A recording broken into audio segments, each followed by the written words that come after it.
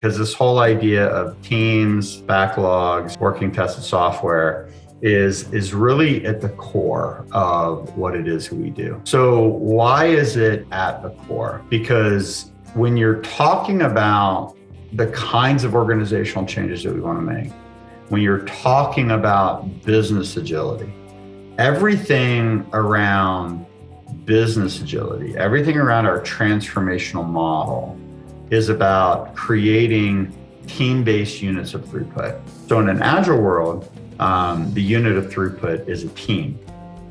And that team has a very specific construct.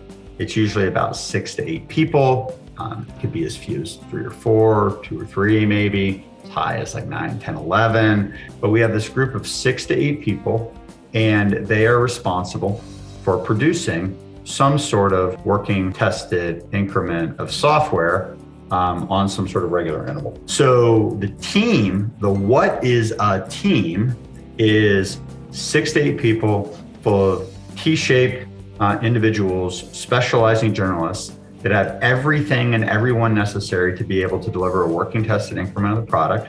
Ideally, they have few, if no dependencies, and they have total autonomy to decide who does the work, how the work gets done within certain constraints, maybe what tools they use to do the work, right? All those kinds of things. They're really almost like a service or a black box that there's a well-defined set of inputs, there's a well-defined set of outputs, and the teams have autonomy within that container to deliver the work. So why do we care about teams? Well, what teams become is they become the unit of throughput.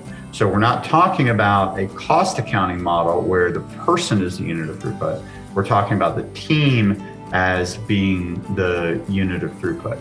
If I have teams that stay together, aside from the cultural benefits and the operational benefits and things like that, what happens when I have a team that operates within this kind of a container is that I can start to stabilize velocity. If I have a known backlog and that team can establish a stable velocity against that known backlog, I can start to anticipate either scope, how much of the backlog I'm going to get through in a given amount of time, or I can anticipate time. So if I know how much scope I have, then I can start to measure how many sprints it's going to take to get through this. And so, again, size of the backlog, velocity of the team, I can start to anticipate scope and duration and make trade-offs as we go. It's the way that we get greater predictability, that we increase efficiency and minimize costs. It's the way with the continuous testing of the features that we get good quality. It's the way that we break things up and deliver in small increments so that we can early return on investment.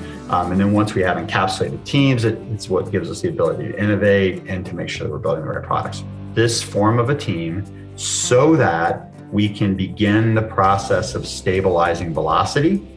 And stabilizing velocity is the root of predictability. What we're hunting for at the basic level is how do I get encapsulated teams with dedicated team members that have autonomy over their technology, minimal dependencies, so that that team can start to stabilize velocity.